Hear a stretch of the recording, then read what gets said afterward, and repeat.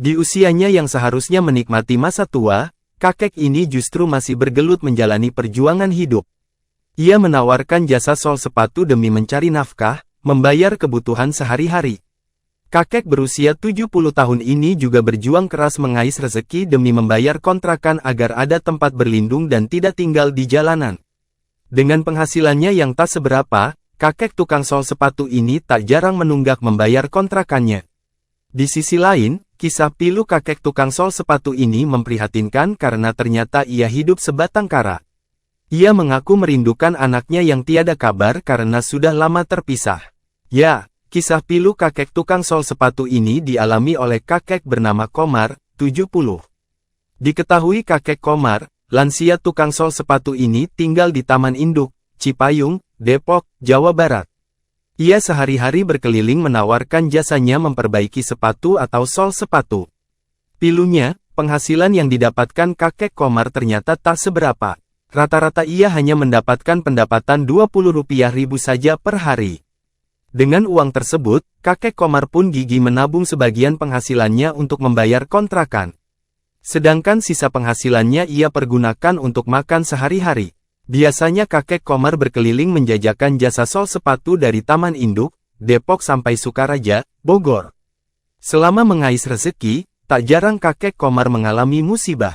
Ia menceritakan pernah jatuh di jalan hingga punggungnya terluka. Ia tak bisa memeriksakan lukanya, ia hanya merawat dirinya seadanya sehingga sakitnya sering kambuh sampai saat ini. Hal yang lebih memilukannya lagi, ternyata kakek Komar hidup sebatang kara. Ia menghidupi dirinya sendiri karena sudah lama jauh dari anak dan istrinya.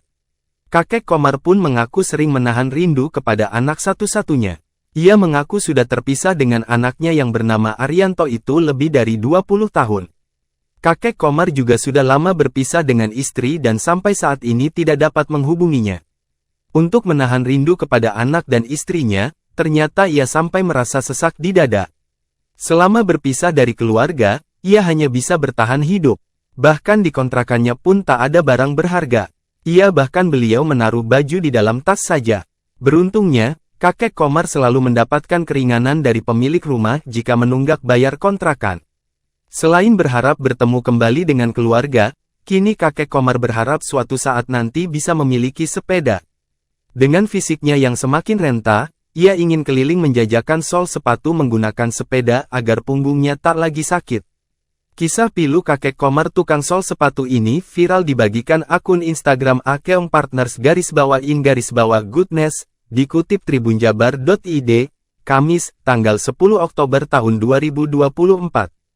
Tak sedikit warganet prihatin atas nasib pilu yang dialami kakek Komar tersebut. Sejumlah warganet mendoakan agar kakek Komar bertemu dengan anak dan istrinya.